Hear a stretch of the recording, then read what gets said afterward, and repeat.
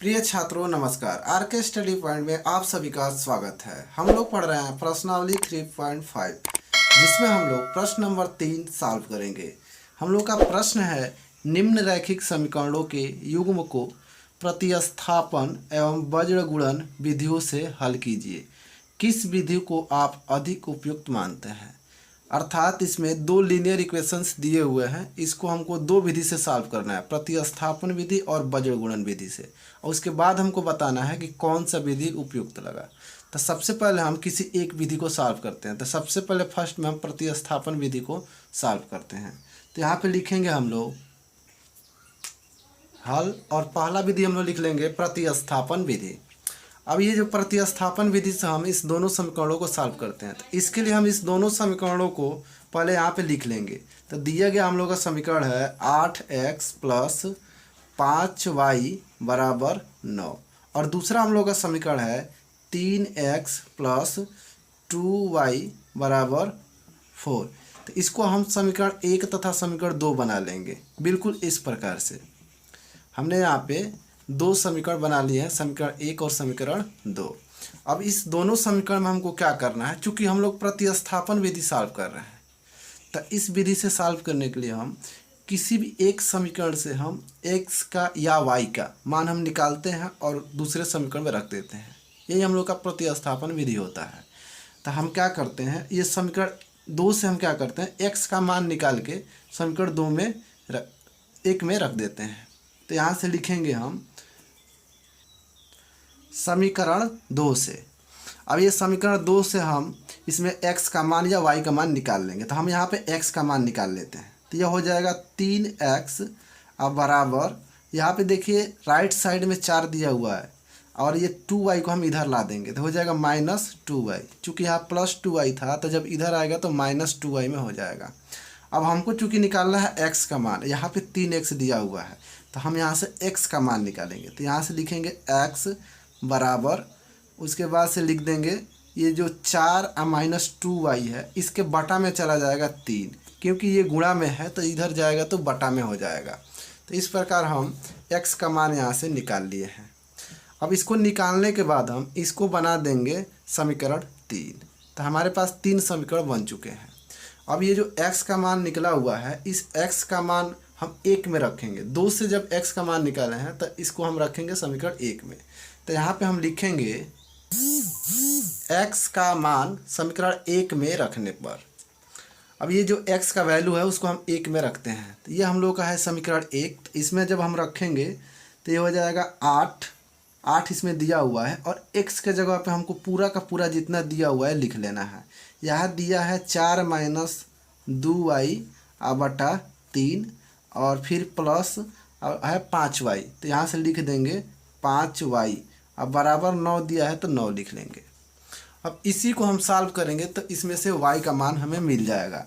तो अब इसका मल्टीप्लाई इसके साथ हम कर देंगे। तो इसमें करेंगे तो 8 का मल्टीप्लाई इस दोनों के साथ हो जाएगा। तो यहाँ से मिलेगा हमको 8 से जब 4 में करेंगे तो ये हो जाएगा 8 चौके 32, और 8 से जब 2 में करेंगे तो 8 दूना 16, और ये y है तो y, और सबका बटा हो जाएगा 3। फिर यहाँ पे प्लस 5y है, तो इसको भी हम लिख लेंगे अब बराबर 9। अब क्या करते हैं, यहाँ पे हम एलसीएम ले लेते हैं, इसको भी बटा हम 1 कर लेते हैं, और इस दोनों का एलसीएम ले लेते हैं, 3 का और 1 का। तो एलसीएम लेंगे तो हमारा एलसीएम मिलेगा 3। फिर हम क्या करेंगे, यहाँ पे 3 से 3 कट जाएगा, और 1 से इसमें मल्टीप्लाई करेंगे तो उतना ही रहेगा, यानी 32 - 16y। अब यहाँ पे 1 से 3 में भाग देंगे तो 3 बार में 3 × 5 हो जाएगा 15, यानी ये हो जाएगा 15y अब बराबर 9। अब हमको करना है y वाले को जोड़ देना है, और ये जो अंक है उसको लेके आ जाना है इस साइड में। तो इसके लिए हम क्या करते हैं, पहले इसको सेट कर लेते हैं। तो लिखेंगे 32, और देखिए -16y में से 15y घट जाएगा, क्योंकि एक माइनस एक प्लस है, कभी भी अधिक वाले में से घटता है। तो जब ये 16 में से 15 घटेगा तो हो जाएगा -y। ये बटा में जो 3 है ना, इसको भेज देंगे इधर, ये भाग में है तो इधर आएगा तो गुणा में हो जाए, तो हो जाएगा 9 × 3। अब नीचे जब सॉल्व करेंगे इसको एक लाइन। तो ये हो जाएगा -y बराबर 9 से 3 में करेंगे तो हो जाएगा 27, और ये 32 जो है ना ये प्लस में है तो इधर आएगा तो माइनस में हो जाएगा, यानी 27 - 32 हो जाएगा। फिर हमें क्या करना है, ये जो -y है इसको लिखना है, और यहाँ पे बराबर 27 में से 32 नहीं घटे, लेकिन 32 में से 27 जरूर घट जाएगा। तो इस 32 में से 27 हम घटा देंगे, तो घटाएंगे तो मिलेगा 5, लेकिन चूँकि माइनस वाला ज़्यादा है इसलिए लिखेंगे -5। ये माइनस से माइनस को काट देंगे तो यहाँ से मिलेगा y बराबर 5। तो यहाँ से हमको एक मान मिल चुका है कि y का मान 5 होगा।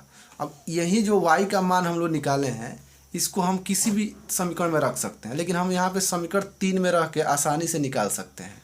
तो लिखेंगे कि y का मान समीकरण 3 में रखने पर, तो यहाँ से हम रख के सॉल्व कर लेते हैं। तो लिखते हैं यहाँ पर कि y का मान समीकरण 3 में रखने पर, जब 3 में रखेंगे तो देखिए यहाँ पे यह समीकरण नंबर 3 है, यहाँ पे x बराबर हो जाएगा बराबर 4 पहले से ऑलरेडी है तो 4 माइनस देखिए 2y है तो 2 और y के जगह पर हमको 5 रखना है, फिर बटा 3 है तो बटा 3 हम लिख देंगे। अब इसी को सॉल्व कर देंगे, x का मान निकल जाएगा। अब यहाँ से आप देख सकते हैं कि 4 माइनस 2 × 10 हो जाएगा, अब बटा ये 3 हो जाएगा। तो यहाँ से 10 में से 4 घटेगा तो ये मिलेगा -6 अब बटा 3। अब यहाँ से x बराबर हो जाएगा 3 × 3 और 3 × 2 = 6, यानी 3 दूना 6, यानी x का मान हमको मिल चुका है x बराबर -2, यानी 2 मान हमको मिले, x का मान मिला -2 और y का मान मिला 5। ये हम लोग का आंसर हो गया। तो ये रहा प्रतिस्थापन विधि। अब हमको इसी प्रश्न को सॉल्व करना है वज्र गुणन विधि से, तो उसको देखते हैं कैसे सॉल्व होता है। अब हम लोग सॉल्व करेंगे इसी प्रश्न को वज्र गुणन विधि से। तो देखिए वज्र गुणन विधि के लिए हमें सबसे पहले a1 b1 c1 और a2 b2 c2 का मान चाहिए। तो इसके लिए हम ये जो दो समीकरण आपके सामने है इसको जो है कि व्यापक वर्ग समीकरण से तुलना करना पड़ेगा, और व्यापक वर्ग समीकरण होता है ax + by + c बराबर 0।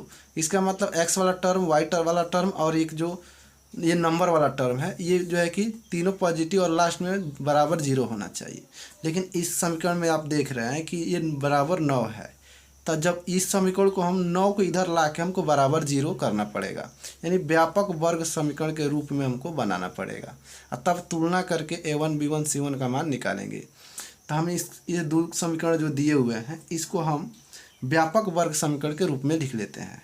तो यहाँ से आप चाहे तो लिख सकते हैं कि व्यापक वर्ग समीकरण के रूप में लिखने पर, लेकिन हम डायरेक्ट यहाँ पे लिख रहे हैं 8x + 5y और 9 को जब इधर लाएंगे तो -9 हो जाएगा, अब बराबर 0। ये हो गया व्यापक वर्ग समीकरण। अब ये 3x + 2y बराबर 4 को भी लिख लेते हैं, तो लिखेंगे 3x + 2y -4 हो जाएगा जब इधर आएगा तो बराबर 0। अब इस दोनों को समीकरण का नाम दे देते हैं, समीकरण 1 और समीकरण 2। तो हमारे पास दो समीकरण मिल चुके हैं, समीकरण 1 और समीकरण 2। अब इन्हीं दो समीकरणों की तुलना हमें करनी है व्यापक समीकरण से।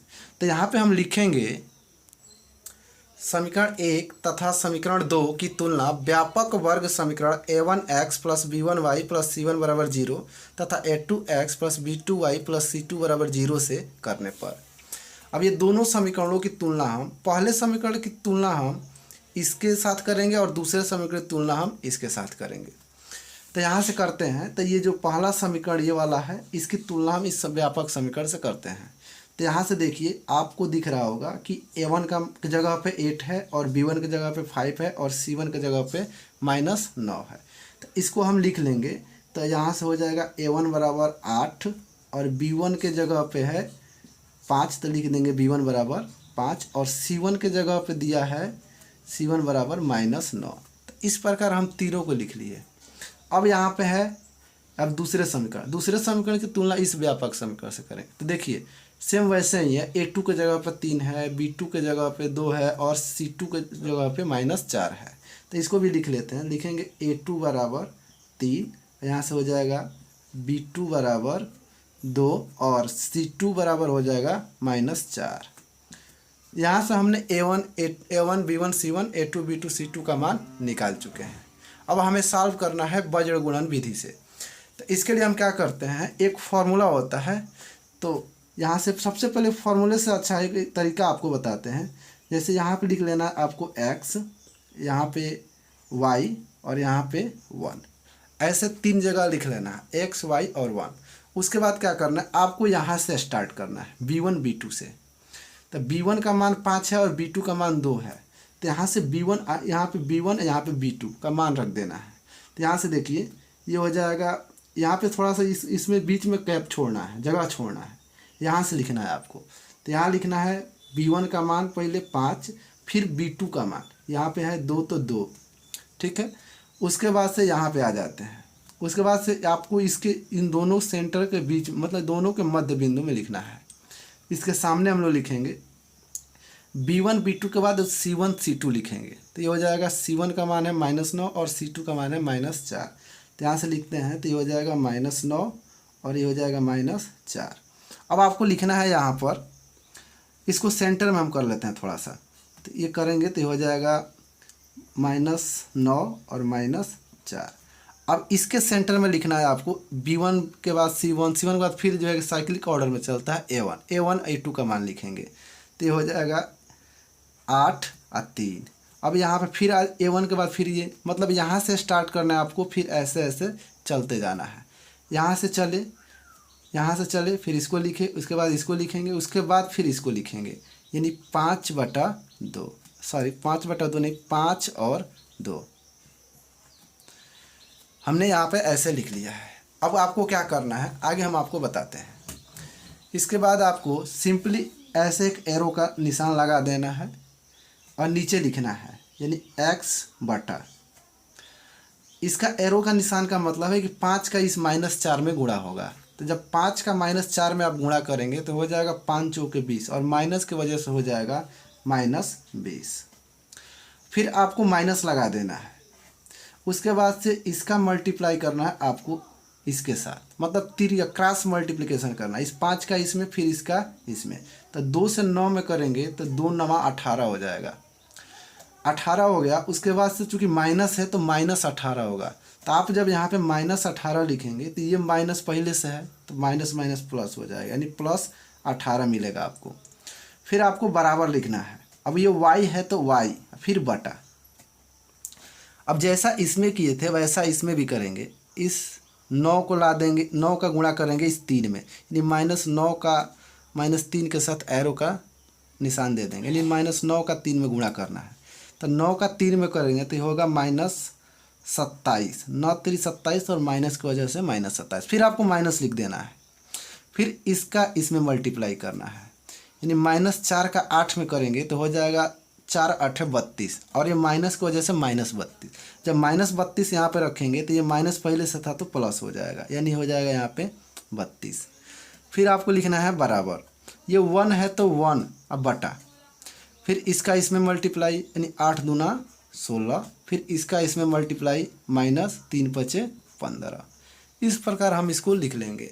तो आपको इसमें याद भी नहीं करना है, आपको B1 B2 से स्टार्ट कर देना है। B1 B2 C1 C2, फिर उसके बाद C के बाद ये आता है A1 A2, फिर B1 B2, यानी B1 B2 से स्टार्ट किए और B1 B2 पे जाके ख़त्म हुआ। ठीक है, इतना करने के बाद आपको यहाँ से स्टार्ट करना। देखिए यहाँ, फिर उसके बाद ऐसे, फिर यहाँ से स्टार्ट करेंगे, फिर उसके बाद ऐसे, फिर यहाँ से स्टार्ट करेंगे, फिर इसके बाद ऐसे करके घटाते जाएंगे। अब हमको ये जो है कि समीकरण के रूप में मिल चुका है। इसको हम क्या करना है, पहले इसको सॉल्व करेंगे। नीचे वाला जो बटा में राशि दिया हुआ है, मान दिया हुआ है, लिखेंगे x बटा, और ये -20 में से 18 घट जाएगा, क्योंकि माइनस प्लस माइनस होता है। तो 20 में से जब 18 घटाएंगे तो यहाँ मिलेगा हमको मान -2। फिर बराबर, यहाँ y का बटा लिखेंगे, आया 27 में से 32, यानी माइनस प्लस माइनस यानी घटेगा, तो 32 अधिक है तो 32 में से 27 घटेगा, तो यानी हो जाएगा 5। फिर बराबर 1/16 में से 15 जाएगा तो 1 बचेगा, यानी 1/1 का मतलब 1 ही होगा, लेकिन यहाँ पे हमने लिख दिया है। अब आपको सिंपली क्या करना है, इसका एक बार इसके साथ करना है, इसका एक बार इसके, मतलब इसका और इसके साथ ले लेना है एक बार, इसका एक बार इसके साथ। अभी आपको हम बताते हैं, इसको दो पार्ट आप कर लीजिए। उसके बाद क्या करना है, देखिए x बटा -2 बराबर ये वाला, इसको हम 1/1 को 1 लिख सकते हैं, तो यहाँ पे 1 हम लिख देंगे। फिर ये y/5 को लिखेंगे, y/5 और यहाँ पे बराबर 1, दोनों को हमने लिख दिया है। अब यहाँ पे देखिए तिर्यक आप गुणा कर दीजिए, तो -2 का 1 में गुणा करेंगे तो ये हो जाएगा x बराबर -2, और यहाँ से y बराबर 5 का में 5, यानी x बराबर -2 और y बराबर 5। अभी आपको याद दिलाता हूँ, प्रतिस्थापन विधि से जब हम सॉल्व किए थे तब भी आपका आंसर इतना ही आया है। तो आपने जो है कि इसमें दो विधियाँ सीखे, प्रतिस्थापन विधि और वज्रगुणन विधि। तो इसमें आपको कमेंट बॉक्स में बताना है कि आपको कौन सी विधि अधिक उपयुक्त लगी।